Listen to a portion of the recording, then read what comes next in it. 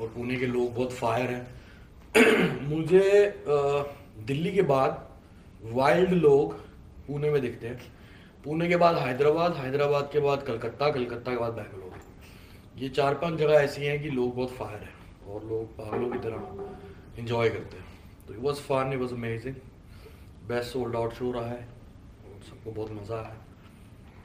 तो सर, आप ऐसे एक इंसान हो और आप एक ऐसा आर्टिस्ट हो जिनने कई सारे आर्टिस्ट के लिए एक जगह बनाई है, एक नया रास्ता बनाया है, और 9-10 साल में पिछले जो भी नए आर्टिस्ट आए हमेशा आपके बारे में बात करते रहते हैं, टेकिंग एज एन इंस्पिरेशन कि हनी पाजी ने जो तभी किया था उसकी वजह से हमको एक रास्ता मिला है।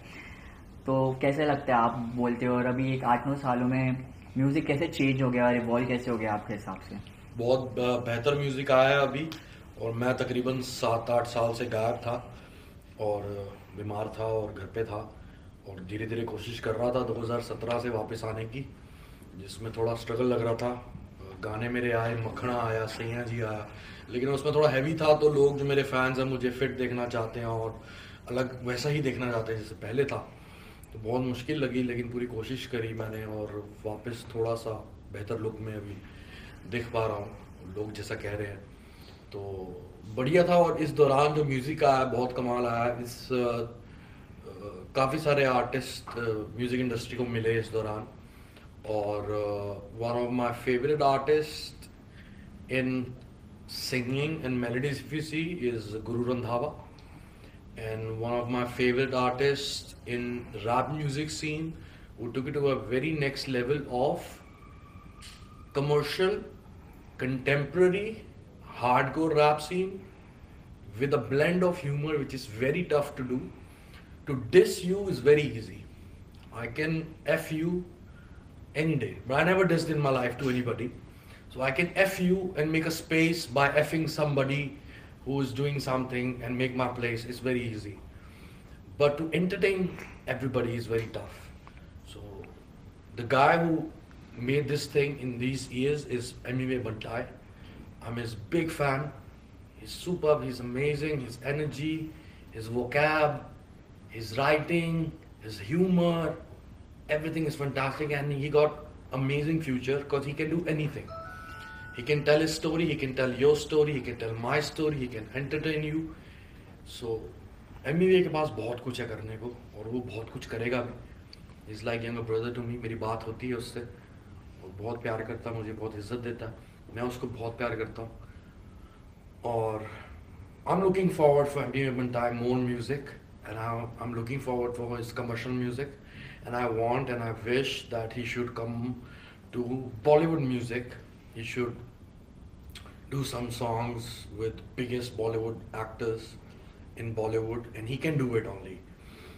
And I'm wishing him for this all the best and best of luck for Amiwi Bantai and the rest of the boys as well. So in coming years, maybe we can see a collab between you and... Definitely. Right now I'm working on my album. It's Honey 3.0. It's gonna come in March, and it's a solo album. Before this I was doing a collective writing with Homie, Lil Golu and Lil Faz, but this time I wrote the whole album. I made 43 songs. Before it was 38, now I made some more as well. So it's 40, 44, 45 songs. Out of that we selected 10 songs. So we're gonna make all the videos of it. All the videos gonna come. And after that, I'm doing collaborations. So later in 2023, definitely collaborations gonna come.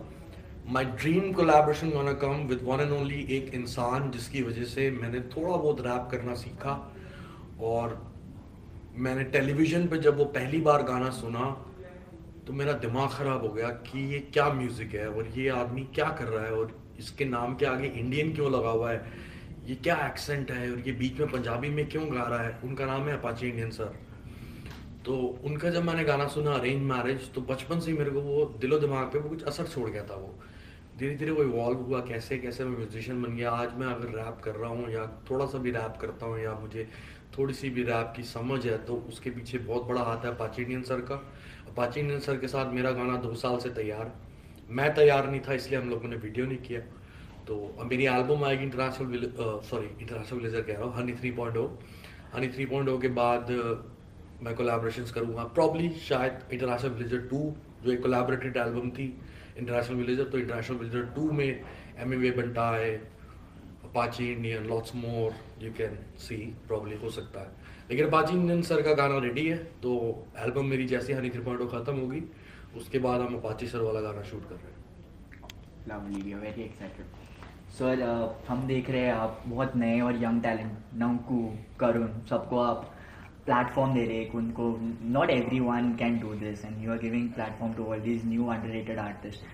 तो क्या है आपका youth के तरफ का ये प्यार, क्या है, क्या what makes you invest and like invest your energy in so much youth right now? जब देखो हर इंसान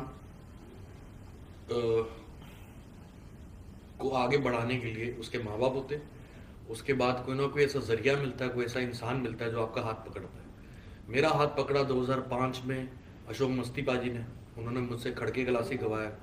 2 साल मेरे पास काम नहीं था, उसके बाद राज बराड़ पाजी थे, इस दुनिया में नहीं है, पंजाब के बहुत बड़े फोक सिंगर रहे।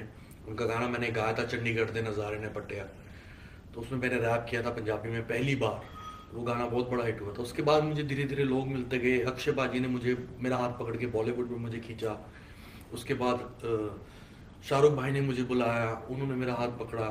उसके बाद बच्चन साहब, अमिताभ बच्चन द लेजेंड, उनके साथ मुझे खड़ा होने का मौका मिला। तो मुझे लगता है कि मेरे को भी किसी का हाथ पकड़ना चाहिए अगर आज मैं पकड़ सकता हूँ तो बाकी जहाँ तक ननकू का सवाल है, ननकू मेरे दिल के बहुत करीब है, आर्टिस्ट बहुत बढ़िया है। वो मेरे गुरुजी का बेटा है, उद्भव आचार्य उसका नाम है, और अभिनव आचार्य जी मेरे गुरुजी हैं, जिनकी वजह से मैंने म्यूज़िक सीखा, समझा, और उन्होंने मुझे म्यूज़िक में बहुत सपोर्ट किया। जिन्होंने मुझे पहली बार रोजा तमिल में सुनाई थी, आई वॉज जस्ट 9 और 10 year old, probably 11 year old, जब मैंने रोजा तमिल में सुनी थी। एक पंजाबी लड़के को तमिल में एक कैसेट सुनाई गई जो मेरा दिमाग ख़राब कर गई कि मैंने कहा ये क्या म्यूज़िक। अंकल कहते बेटा ये म्यूज़िक है और ये फ्यूचर है, ये लड़का है छोटी सी उम्र का, इसका नाम ए आर रहमान है। तो ए आर रहमान सर का म्यूज़िक मैंने तब सुना, अपाची इंडियन सर का म्यूज़िक तब सुना।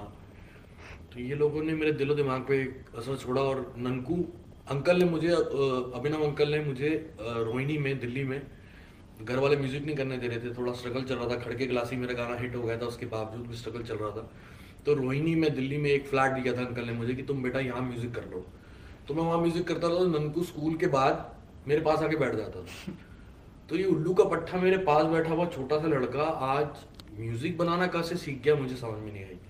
तो ये तीसरी दुनिया करके इनका नाम था, इनका गैंग था, और उससे म्यूज़िक करते थे। तो मैंने कहा यार, तो मेरे को होमी ने सुनाया, होमी कहता आपको पता ननकू क्या कर रहा है?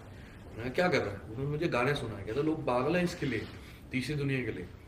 तो मैंने इनको बुलाओ, फिर इनको बुला, मैं कहा तुमने जो अंडरग्राउंड करना था तुमने कर लिया, अब मेन स्ट्रीम का फॉर्मूला थोड़ा अलग है, तरीका थोड़ा अलग है, साथ बैठो। मैं सिखा नहीं सकता हूँ कुछ, क्योंकि मैं अभी खुद सीख रहा हूँ, मैं शेयर कर सकता हूँ। तो मैंने इनसे शेयर करना शुरू करा, इनके सामने लिखनी शुरू करी अपनी पूरी एल्बम, 45 गाने मैंने इनके सामने लिखे। तो इनको भी समझ में आया कि कमर्शियल राइटिंग ये है, कमर्शियल म्यूजिक ये है। फिर इसने क्रेजी बनाया, क्रेजी इसका पहले का बना हुआ गाना था, इसे थोड़ा एडिट किया, उसको रिलीज़ किया। करुण ने चांद अभी हमने रिलीज़ किया 2 दिन पहले, तो करुण ने वो किया।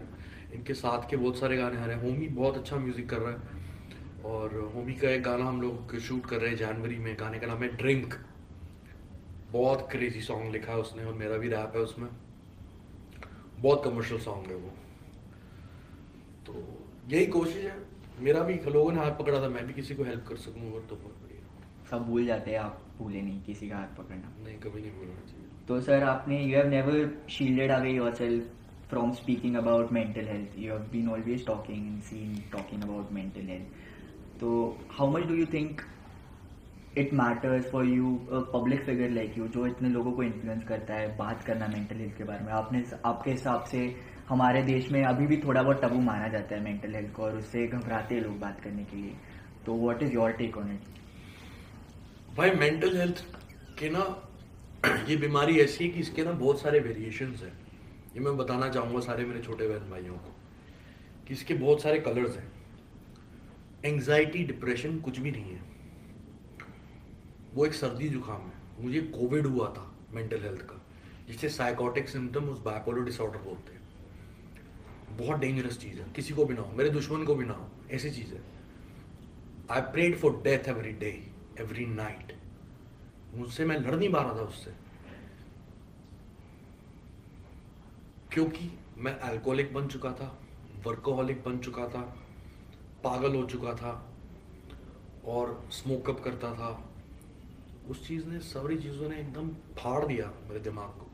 सोता नहीं था मैं, तो उस चीज़ ने फाड़ दिया मेरे दिमाग को। मुझे कभी एंग्जाइटी डिप्रेशन जैसी कोई चीज़ ही नहीं। मैं जहाँ जाता था लोगों को हंसाता था, रोए लोगों को हंसाता था। मुझे वो बीमारी कैसी है मुझे समझ नहीं है। मुझे वो समझने में ही बीमारी में 3 साल लगे, लड़ने में, डॉक्टर ढूंढने में 4 साल लगे। अभी 1 साल से मेरे नए डॉक्टर है, तब से एकदम सेट चल रहा हूँ मैं। कोई भी दिक्कत नहीं आ रही, कोई सिम्टम्स नहीं आ रहे। तो मैं सारों को ये कहना चाहूँगा कि डिप्रेशन, एंग्जाइटी बहुत छोटी मोटी चीज़ें हैं, बहुत आराम से हैंडल हो जाती हैं। इसको मेंटल हेल्थ में मत ही काउंट करो तो बेटर है। इसकी बात कर लो, बट साइकेट्रिस्ट के पास मत जाओ अगर आपको सिर्फ एंग्जाइटी और डिप्रेशन है। साइकेट्रिस्ट के पास मत जाओ, दोस्त के साथ बैठो, मम्मी के साथ बैठो, मम्मी को बताओ मेरे को ये दिक्कत आ रही है, मेरे से काम नहीं हो रहा, मैं उदास रह रहा हूँ। दोस्त को बताओ मैं उदास रह रहा हूँ, वो कहेगा दारू पी ले। दारू नहीं पीनी दोस्त, दारू पियोगे तो और खराब होगा। कुछ और कर, बात करो। बात करो। वो चुटकुला सुनाएगा, गाना सुना देगा, ये सुना देगा, मेरा गाना सुना देगा कोई ह्यूमरस सा, तो उससे चीज़ वो हेल्प हो जाएगी। एंग्जाइटी हो रही है तो उससे खुद लड़ना पड़ेगा। एंग्जाइटी जैसी कोई चीज़ नहीं होती है। एंग्जाइटी तो वही है जो बचपन में एग्जाम से पहले होती थी, वो छोटी सी चीज़ है। वो अब ज़्यादा बढ़ गई है, रेगुलर होती है, फ्रीक्वेंट होती है, तो उसका भी सॉल्यूशन बहुत है। तो डॉक्टर के पास मत जाओ, क्योंकि डॉक्टर आपको 1 घंटे का सेशन देगा, उसमें आपका खुद का सारा सीन इम्बैलेंस कर देगा। जो आप खुद न्यूट्रलाइज कर रहे हो अपने आप को पूरे दिन में 23 घंटे में, वो 1 घंटे का सेशन में माँ बाप को कहना चाहूँगा कि डिप्रेशन और एंग्जाइटी के लिए आप डॉक्टर्स के पास ना लेके जाएं। उससे अगर भगवान ना करे सीवियर मेंटल इश्यूज दिख रहे हैं कि साइकोटिक सिम्टम्स आ रहे हैं और बाइपोलर डिसऑर्डर जैसी चीज़ें दिख रही हैं कि एकदम मूड स्विंग कर रहा है और कभी बात कुछ कर रहा है तो दूसरी बात का रिलेशन दूसरी बात से नहीं है, तो डॉक्टर के पास जाओ। उसमें भी बहुत सारे डॉक्टर्स हैं, बहुत सारे डॉक्टर्स हैं, लेकिन डॉक्टर को भी थोड़ा ध्यान से देखना चाहिए। क्योंकि मुझे भी डॉक्टर ढूंढने में साला 3 साल 4 साल लग गए और ढंग के डॉक्टर नहीं मिले। और हर डॉक्टर ने मेरे पे बहुत सारी रिसर्च मार दी और दवाइयों की पूरी ट्रेल लगा दी। तो बेटर है कि खुद ही ठीक करो। एंग्जाइटी डिप्रेशन को खुद ठीक करो, बाकी भगवान ना करे खास खुदा ना खासा उससे कुछ बड़ी बीमारी होती है तो हमें डीएम करो, हम आपको बताएंगे वो कैसे ठीक। सर आप एक फीनिक्स के तरह है। फीनिक्स जो पंछी होता है अपने एशेस में से फिर से आता है। तो there was a time in your life you said you were struggling with your life. आपने I'm still struggling, brother. But now we are back again and we are loving I it. never gone. तो कैसे लग रहा था तभी, अभी फिर से बैक आने के बाद, तभी when you are on the peak of your career and फिर थोड़ा बैक सीट लेने के बाद अभी फिर से फ्रंट सीट पे आने के बाद कैसे लगा? अभी फ्रंट सीट पे कहाँ है, अभी तो थोड़ी सी है, अभी थोड़ी सी जंग जा रही है। जंग अपने आप से है, किसी और से नहीं है। क्योंकि इतना कुछ की मैंने कुछ 40 गाने नहीं निकाले थे। मैंने अंग्रेजी बीट निकाला, ब्राउन रंग निकाला, पार्टी ऑनलाइन निकाला, ब्लू आइज निकाला, 4 बोतल वोडका निकाला। मुझे 40 तीर मारने की जरूरत नहीं। मेरा एक ही तीर बहुत है। क्वालिटी और क्वांटिटी मेरा एक ही तीर बहुत है। तो अभी मैं तीर थोड़े पत्थर से रगड़ रहा हूँ, साफ कर रहा हूँ। तीर मेरे पास तैयार है, निशाना पक्का है, बस एक को जाके लगे तो कोई हिला ना पाए। आज भी पुराने तीर को हिला नहीं पाया, उसके आसपास सबके तीर लगे हैं। 40 से 400 तीर लगे हुए बाकी लोगों के, लेकिन यो निशी का तीर अभी भी गड़ा हुआ है। तो अभी जंग जा रही है कि जो अपने तीर बनाए हैं मैंने, ये तीर अपनी जगह पे लग जाए, उसकी कोशिश है। सारे फैंस को मेरी रिक्वेस्ट है कि मेरी एल्बम को सपोर्ट करें, बड़ी मेहनत से बनाई है और आई होप सबको पसंद आएगी। तो सर म्यूजिक इतना इवॉल्व हुआ है and it is evolving every day. There are so many elements, layers coming up, genres भी बढ़ रहे हैं, बहुत ज़्यादा ब्रांचेस आ रहे हैं जॉनर्स में। तो you have always been called as a rap artist.